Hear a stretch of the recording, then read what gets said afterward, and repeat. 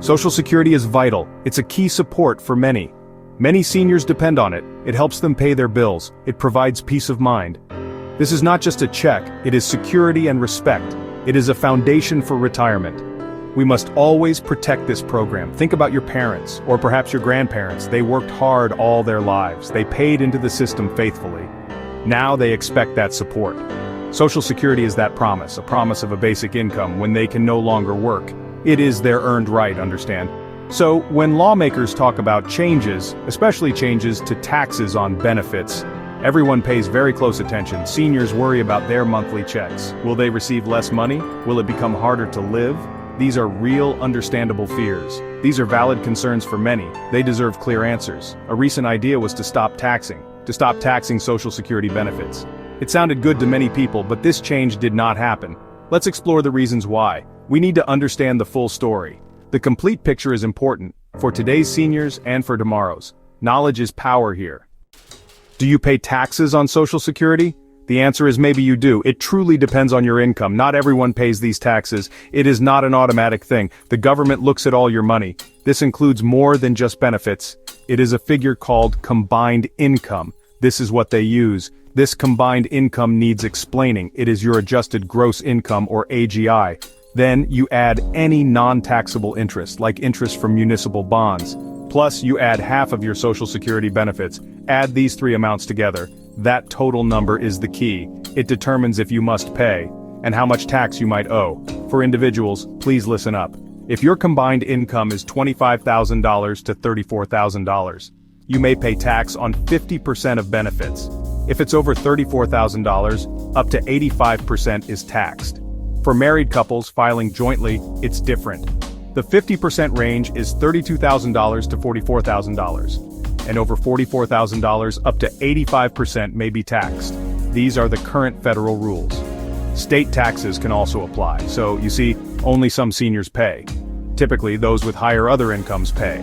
If Social Security is your main income source, you likely pay little or no federal tax. This system is designed to be progressive. It targets those with more financial resources. This context is absolutely crucial. Understanding this helps you plan better. It is not a tax on everyone. Recently there was a new bill discussed. Lawmakers talked about many different things. One big idea came up in discussions. Stop taxing Social Security benefits for every single person receiving them. Make them completely tax-free, always. This was a very popular suggestion. Many people really liked this idea. It sounded like a great relief. Why was there this push for no taxes? Supporters said seniors already paid enough. They paid income taxes while working. They paid Social Security taxes too. So, taxing benefits felt like double taxing. They argued that this was unfair. This change would give seniors more money in their pockets each month. This could make a real difference. Many seniors were quite hopeful. This kind of tax cut would help them, especially those with modest total incomes, but still high enough to be taxed. Imagine having extra money for food, or for your doctor visits and medicine, or just a little less financial worry. This was their sincere hope, a hope for some financial breathing room. The idea was quite easy to support. No more taxes on Social Security benefits. It sounds wonderful, does it not? It feels like the right thing to do. Helping our seniors is very important. They deserve a comfortable, secure retirement. So the call for this change grew louder. It gained a good deal of traction. People were talking about it. But leaders in government had serious concerns. The biggest and most immediate was money. Where would the replacement funds come from? Taxes on benefits help fund Social Security. These tax dollars go into the trust funds. These funds pay current retirees their benefits, and they are meant for future ones too. It is a big part of the system's financing. This revenue is counted on. Removing this tax means much less money for Social Security itself, and also less for the government's overall budget. This could make existing problems much worse.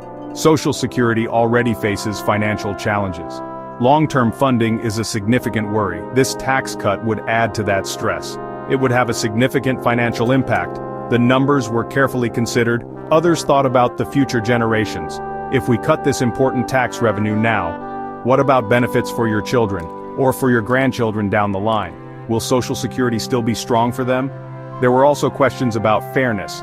This tax cut helps wealthier seniors more, as they are the ones paying most of these taxes. This aspect was a point of debate. So, the no-tax promise was ultimately dropped. Lawmakers looked very closely at the numbers. They decided the financial risk was too high. The potential hit to funding was too big. They chose to keep the current tax system to protect Social Security's future stability. That is why it was not in the bill. A tough choice was made, aiming for stability. The long-term health of the program prevailed.